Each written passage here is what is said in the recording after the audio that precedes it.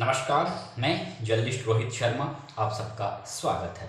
उत्तर प्रदेश में असद और गुलाम के एनकाउंटर पर चंद लोग सवाल खड़े कर रहे हैं। इन चंद लोगों का कहना है कि ये फेक एनकाउंटर है, गलत एनकाउंटर है, झूठा एनकाउंटर है। पुलिसकर्मियों ने जानबूझकर असद और गुलाम को मारा है। अब एक पत्रकार होने के नाते मैं इन खड़े करने वाले लोगों से एक सवाल पूछ रहा हूं। जब आपको ये लग रहा है कि उत्तर प्रदेश पुलिस ने अशद और गुलाम को जानबूझकर मारा है, तो थोड़ा आपका भी ये फर्ज बनता था, क्योंकि आपको असद और गुलाम का जब आपके काफ़ी प्रिय थे तो आपको ये थोड़ा फर्ज बनता था कि आप असद और गुलाम को थोड़ा ये सीख देते। हालांकि वे पुलिस से बच रहे थे, लेकिन कैसे न कैसे आप उनसे संपर्क करके उन्हें ये गुरु ज्ञान दे सकते थे, गुरु मंत्र दे सकते थे कि आपके पास अथाह दौलत है, आप कोई अच्छा सा वकील कीजिए, मीडिया आपका पूरा साथ देगा।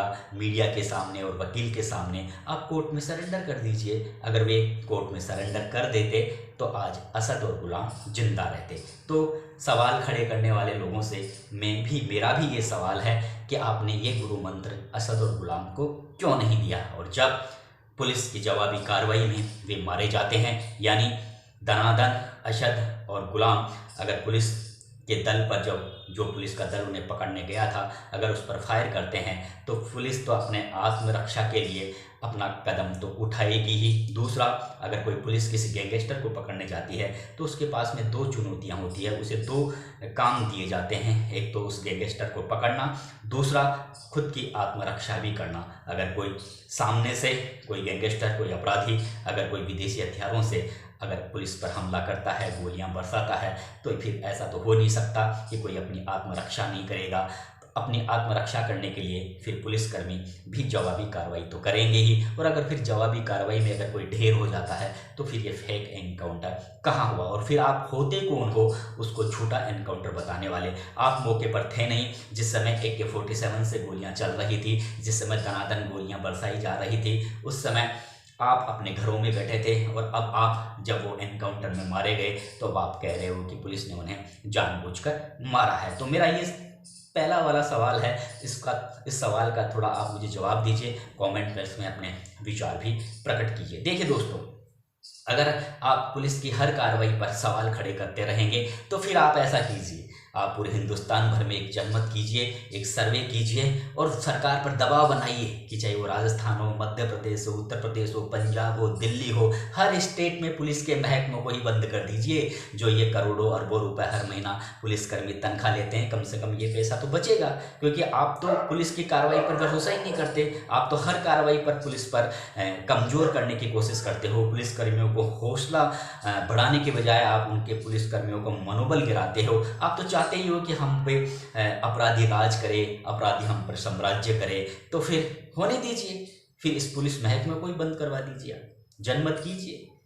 केंद्र में मोदी जी बैठे हैं, आप दीजिए, उन्हें राय दीजिए कि आप इस पुलिस महकमे को ही बंद कर दीजिए पूरे हिंदुस्तान भर में। फिर आप आराम से जो आप पर राज करते हैं, काला कानून का जिन राज करते हैं, जिस तरह से अतीक अहमद ने करीब 35-40 साल तक प्रयागराज में आसपास के जिलों में राज किया, कई गरीब लोगों की ज़मीनें हड़पी, कई मर्डर किए, रंगदारी वसूल की, अपहरण किए और साथ साथ में अपनी राजनीति को भी चमकाते रहे। तो फिर आप इसी तरह के लोगों को पसंद करते हैं। आपको पसंद है गुंडागर्दी, आपको पसंद है अपराधी, तो फिर आप इस पुलिस महकमे को बंद ही करवा दीजिए, ताकि पुलिस पर इस तरह से कोई सवाल खड़े करने की स्थिति तो पैदा नहीं हुई। ये एक गंभीर मंथन का विषय है कि जिस पुलिसकर्मियों के भी परिवार होते हैं, पुलिसकर्मियों के भी बाल बच्चे होते हैं, उनके भी माता पिता, भाई बहन सब होते हैं, वे भी एक इंसान होते हैं। और अगर आप कोई अपराधी उन पर गोलियां बरसाता है तो आत्मरक्षा के लिए तो वो खुद कदम तो उठाएंगे ही। आप देखिए, राजस्थान में एक बहुत जांबाज राजस्थान कैडर के एक IPS थे, दिनेश एमन, अब भी हैं वे, अब तो वे ADG बन गए हैं। ये दिनेश एमन एक ऐसे IPS थे, धौलपुर, करौली और जहाँ जहाँ अपराधी हुआ करते थे राजस्थान में, जिन जिलों में जब जब वे एसपी रहे वहाँ पर बिल्कुल अपराधियों में उनके नाम का डंका पूजने लगा था, अपराधियों में खौफ पैदा हो गया था। उनकी कार्रवाई से एक तरीके से जो चंबल के डाकू थे वे चंबल में जाकर छुप गए थे। इस तरह से उन्होंने वहाँ पर कार्रवाई की थी और राजस्थान की जनता और जो भरतपुर, धौलपुर, करौली के जो लोग थे वे काफ़ी खुश थे, क्योंकि अच्छा जब तक वे एसपी रहे तो उन्हें एक तरीके से जो डर होता था डाकुओं का उनके दिलो दिमाग से चला गया था। लेकिन सोहराबुद्दीन एनकाउंटर मामले में गलत तरीके से कानूनी दावपेच खेलते हुए उन जो एनकाउंटर हुआ था उसमें दिनेश अहमद भी थे, उन्हें भी एक तरीके से करीब 7-8 साल तक उन्हें जेल में रहना पड़ा। एक तरीके से राजस्थान की जनता एक ऐसे जांबाज पुलिस अधिकारी की सेवा नहीं ले सकी, लेकिन बाद में वे बिल्कुल क्लीन चिट कोर्ट की ओर से मिल गई, वे छूट गए। लेकिन ये जो 7-8 साल तक दिनेश अहमद के परिवार वालों ने जो कष्ट झेला, खुद दिनेश अहमद काफ़ी मजबूत व्यक्तित्व है उनका, लेकिन जिस तरह से वे जेल में रहे तो उससे नुकसान राजस्थान की जनता को भी हुआ कि एक जांबाज अफसर जो जनता के लिए पूरा अपनी जान की बाजी लगा देता है, वह अफसर जनता के लिए ही आज जेल में अपने दिन काट रहा है। यानी इसमें दिनेश अहमद का ज़्यादा नुकसान नहीं हुआ, बल्कि राजस्थान की जनता का ज़्यादा नुकसान हुआ, क्योंकि वे 7-8 साल तक जेल में रहे और राजस्थान की जनता, राजस्थान की पुलिस उनकी सेवाओं का लाभ नहीं उठा सकी। बाद में जब वे आए, एंटी करप्शन ब्यूरो में रहे, एंटी करप्शन ब्यूरो में कई बड़े बड़े भ्रष्ट IAS अफसरों को उनको पकड़ा, और जब तक वे एंटी करप्शन ब्यूरो में रहे एक तरीके से राजस्थान में भ्रष्ट अधिकारी और कर्मचारियों में भय बना रहा। तो मेरा कहने का मतलब यह है कि आप किसी जांबाज अधिकारी का हौसला बढ़ाने के बजाय आप उसके हौसले को कमज़ोर करोगे तो फिर निश्चित रूप से समाज में अपराधियों के हौसले तो बुलंद होंगे ही। अब आप देखिए, असद और गुलाम के एनकाउंटर पर आपने सवाल खड़े किए, उसके बाद में जिस तरह से जो अतीक अहमद थे और जो अशरफ उनका भाई था, जिस तरह से उनका मर्डर हुआ, वहाँ पर कुछ लोग ये कह रहे थे कि जो हमलावर थे लवलेश तिवारी, सन्नी सिंह, अरुण मौर्य, वो पुलिस की जीप में ही बैठकर आए थे और पुलिस की जीप में ही बैठकर वे गए। तो पुलिस ने जब उनको पकड़ा है, उन्होंने आत्मसमर्पण किया है, तो पुलिस की जीप में तो बैठकर जाएंगे, लेकिन कह रहे थे पुलिस की जीप में बैठकर आए थे। आप किस तरह की ये मनगढ़ंत कहानियां कह रहे हैं, जबकि पुलिस को ये पता है कि पूरे देश भर का मीडिया वहाँ पर मौजूद है। हर तरह से मीडिया के कम से कम 250-300 लोग साये की तरह पुलिसकार इन अपराधियों के इर्द गिर्द घूमते रहते हैं। इस अवस्था में पुलिस उन अपराधियों को अपनी जीप में बिठाकर लाएगी। आप इतनी मनगढ़ंत और इतनी झूठी कहानियां फैलाकर आखिर आप समाज में क्या संदेश देना चाहते हैं? आप क्यों हिंदू मुस्लिम एकता के लिए खतरा बने हुए हैं? देखिए दोस्तों, अतीक अहमद ने करीब 35-40 साल तक प्रयागराज और आसपास के ज़िलों में गुंडई की और कई गरीब लोगों की ज़मीनें हड़पी, कई मर्डर किए, अपहरण, रंगदारी, ये सारे काले कारनामे किए, क्योंकि वे साथ साथ में एक अच्छे राजनेता के रूप में भी स्थापित हो चुके थे। लोग उनके डर से उन्हें वोट किया करते थे। अपने इलाके में वे कभी कभी, जिस तरह से आपने देखा होगा, वीरप्पन था, चंदन की लकड़ियों का तस्कर था, कुख्यात अपराधी था वह, और जिस तरह से वह वन अधिकारियों की आंखें निकाल दिया करता था, और जिस तरह से वो बहुत ही बेरहमी से अधिकारियों का मर्डर किया करता था। लेकिन वह इसीलिए बच जाता था कि जो वन क्षेत्र में जो लोग होते थे उनकी वो मदद किया करता था। वो मदद इसलिए किया करता था कि वो ही लोग उस वीरप्पन को बचाया करते थे। तो वो खुद की रक्षा के लिए, खुद को बचाने के लिए वो कुछ चंद लोगों की मदद कर दिया करता था। तो एक तरीके से वो उन जो वन क्षेत्र में जो बस्तियां रहती थी उनका वह मसीहा बना हुआ था, जबकि उसका इरादा यही रहता था कि अगर कोई पुलिस का दल आएगा तो वह वहाँ जाकर छिप जाएगा और आराम से बच जाएगा, और पुलिस के मूवमेंट की जानकारी भी वे लोग उसे देते रहते थे। तो कई सालों तक वह पुलिस की पकड़ से बाहर रहा। मैं ये बातें इसलिए कह रहा हूँ कि अतीक और अहमद का जिस तरह से गोलीबारी में वे जिस तरह से मारे गए हैं, 3 शूटरों ने उन पर दनादन गोलियां की, करीब 35 सेकंड में 18 राउंड गोलियां हुई। और इस दौरान आपने देखा होगा कि करीबन वहां पर अनेकों मीडिया कर्मी थे, प्रिंट के भी पत्रकार थे, इलेक्ट्रॉनिक मीडिया के थे, और आजकल तो यूट्यूब पर भी बहुत से चैनल बना रखे हैं पत्रकारों ने, और यूट्यूबर भी होते हैं, सब मौके पर वहाँ पर मौजूद थे। तो इस अवस्था में ये किसी को, पुलिसकर्मी का किसी को भी ये आइडिया या इस तरह की वाकया पहले नहीं हुआ था कि कोई पुलिस बाइट देते समय वहाँ पर किसी का मर्डर हुआ हो, तो पुलिस ऐसे मामले में जब वहाँ पे 250-300 जब पुलिस जो मीडिया कर्मी वहाँ पर मौजूद होते हैं, अनेकों मीडिया कर्मी मौजूद होते हैं, तो मैंने देखा है कि ऐसे और जल्दी जल्दी ये सारी चीज़ें जल्दी जल्दी होती है, क्योंकि पुलिस अपराधियों को, अतीक को और अशरफ को जल्दी जल्दी लेके जा रही थी। मीडिया कर्मी उन पर एक तरीके से घेरा बनाए हुए थे, भग रहे थे उनके पीछे पीछे। इस अवस्था में पुलिस किसी हर पत्रकार से कैसे उसकी छानबीन कर सकती है, और करती भी नहीं है। मैंने कहीं नहीं देखा है कि पुलिस इस तरह से मीडिया कर्मियों से ज़्यादा छानबीन करती है आम रास्ते पर, क्योंकि किसी को यकीन नहीं होता। आज तक इस तरह की घटनाएं भी नहीं हुई, लेकिन जब इस तरह की घटनाएं हुई तो पुलिस की कार्यशैली पर वहाँ पर सवाल खड़े कर दिए गए। हालांकि पुलिस की इसमें थोड़ी बहुत लापरवाही हुई है, तो योगी सरकार ने पुलिसकर्मियों को सस्पेंड भी किया है। एक तरीके से डीजीपी भी इस मामले की जांच करेंगे, जो प्रयागराज के पुलिस कमिश्नर हैं वे भी इस मामले की जांच करेंगे। न्यायिक जांच के आयोग का गठन भी कर दिया गया है। यानी ऐसा नहीं है कि पुलिस की जो यहाँ पर लापरवाही हुई हो उसको मुख्यमंत्री योगी आदित्यनाथ ने स्वीकार किया है और माना भी है कि कहीं ना कहीं यहाँ पर पुलिस की लापरवाही हुई है। लेकिन मैंने ये देखा है इस तरह की जो घटनाएं होती है जहाँ पर मीडिया कर्मी 200-250 की संख्या में, अनेकों की संख्या में वहाँ पर मौजूद होते हैं, तो सरेआम रास्तों में इस तरह से हर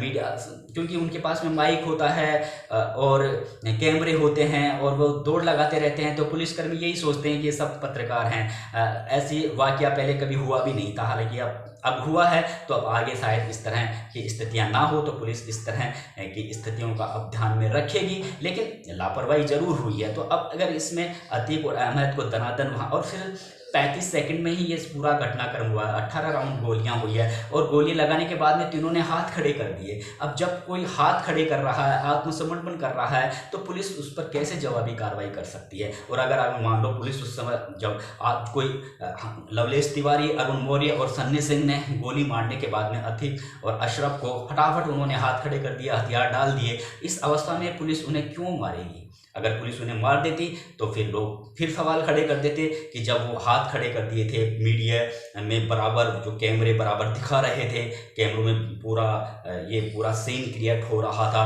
अगर उसी समय अगर पुलिस उनमें से गोलीबारी और उन पर गोलीबारी कर देती तो वो मर जाते और फिर पुलिस की कार्यशैली पर सवाल खड़े हो जाते। तो देखिए, आप हर चीज़ पर यहाँ पर अतीक और अहमद का जो गोलीबारी में जिस तरह से मारे गए, यहाँ पर पुलिस की लापरवाही जरूर देखने को मिली। लेकिन अब ये कह रहे हैं कि पुलिस ने ही उन्हें मरवाया है।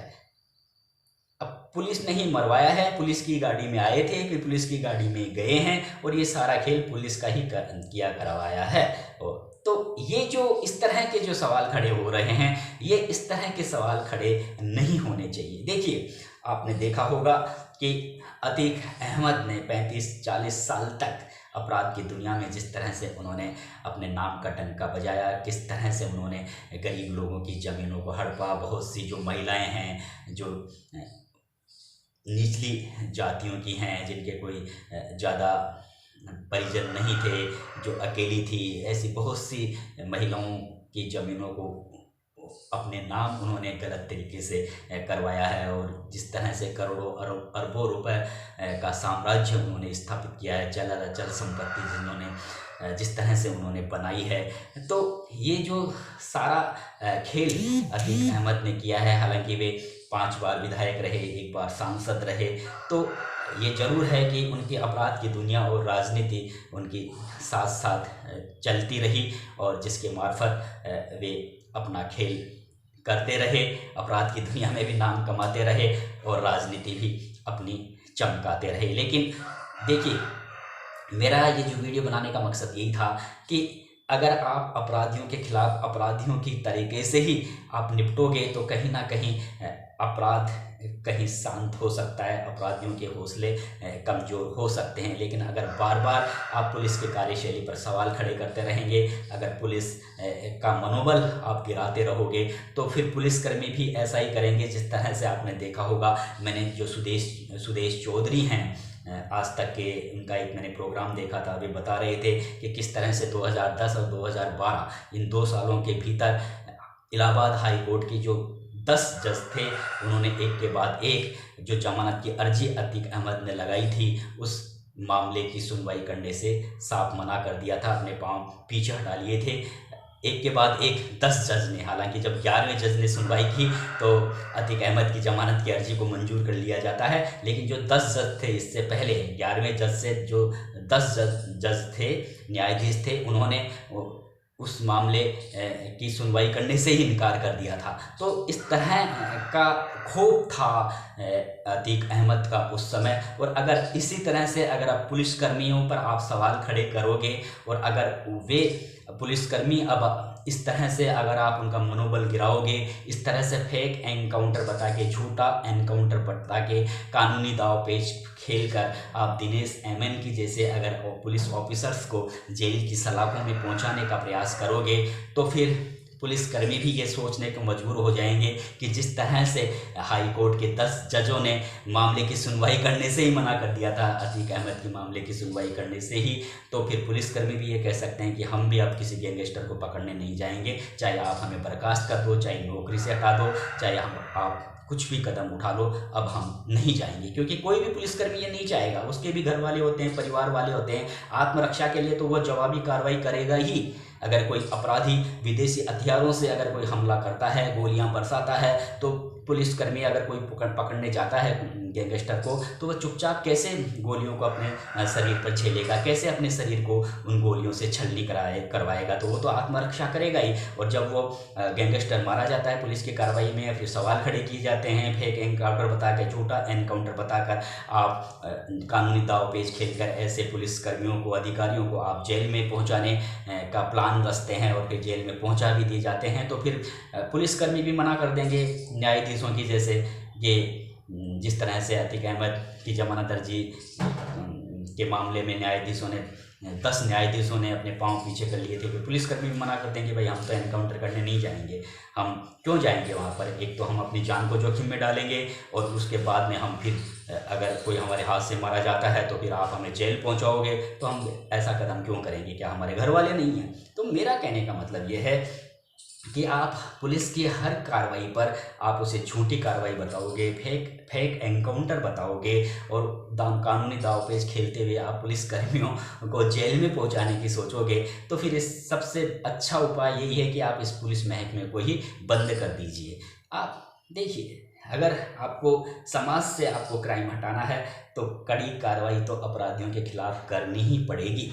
जब तक आप कड़ी कार्रवाई नहीं करोगे, समाज से अपराध जाने वाला नहीं है। हालांकि ये जरूर है कि ऐसा नहीं है कि पुलिसकर्मी खुद जानते हैं, जो एनकाउंटर में या जो मुठभेड़ में जाते हैं उनका खुद की भी सोच रहती है कि मानवाधिकार आयोग भी है, कल को जो कार्रवाई कर रहे हैं हो सकता है कानूनी दाव पेच से उन्हें जेल की सलाखों में भी पहुंचा दिया जाए। ये सारी कार्रवाई को वे जानते हैं। जब वे खुद ये जानते हैं कि अगर वे गलत करेंगे तो निश्चित रूप से जेल जाएंगे, लोग ऐसा आजकल हर आदमी किसी न किसी राजनेता का चंगुल पकड़कर या किसी न किसी सामाजिक संगठन का चंगुल पकड़कर वह अच्छा सा वकील कर लेता है और फिर अपने कार्रवाई को वो अंजाम देता रहता है, कागजी कार्रवाई करता रहता है। तो ये सारी चीज़ें जो एनकाउंटर में, जो मुठभेड़ में जो पुलिसकर्मियों की जो टीम होती है, जो अधिकारी होते हैं, कर्मचारी होते हैं, वे सब समझते हैं। वे समझते हैं कि अगर गलत करेंगे तो निश्चित रूप से उन्हें है ना जेल की सलाखों में भेज दिया जाएगा। तो इसलिए वे जानबूझकर इस तरह का कोई कदम नहीं उठाते कि उन पर, उनकी कार्रवाई पर कोई उंगली उठाए। लेकिन अगर कोई सामने से आपको, अगर कोई सामने से दनादन विदेशी हथियारों से, विदेशी पिस्टल से आप पर कोई फायर कर रहा है, तो फिर ऐसा कौन बंदा है, ऐसा कौन है पुलिसकर्मी, क्या कोई नहीं चाहेगा। हर आदमी जो अपनी आत्मरक्षा करना चाहता है। तो अगर ऐसी कोई पुलिस अपनी तरफ से कार्रवाई करती है तो फिर आप पुलिस की कार्रवाई पर सवाल खड़े क्यों करते हो। मेरा आपसे ये रिक्वेस्ट है कि आप पुलिस के मनोबल को बनाए रखिए। समाज से अपराध तभी मिटेगा जब हम अपराधियों के खिलाफ कड़ी कार्रवाई करेंगे। अपराधी अगर सामने से अगर कोई फायर कर रहा है तो फायर का जवाब तो फायर ही है। फायर का जवाब ये नहीं है कि हाँ मेरे गोली मार दे लेकिन तू मेरे पकड़ में आ जा। ऐसा तो हो ही नहीं सकता ना। वो गोली मारकर भागने की फिराक में रहता है पुलिसकर्मियों को। तो आप हर चीज़ में पुलिस की कार्यशैली पर सवाल मत उठाइए। नमस्कार दोस्तों।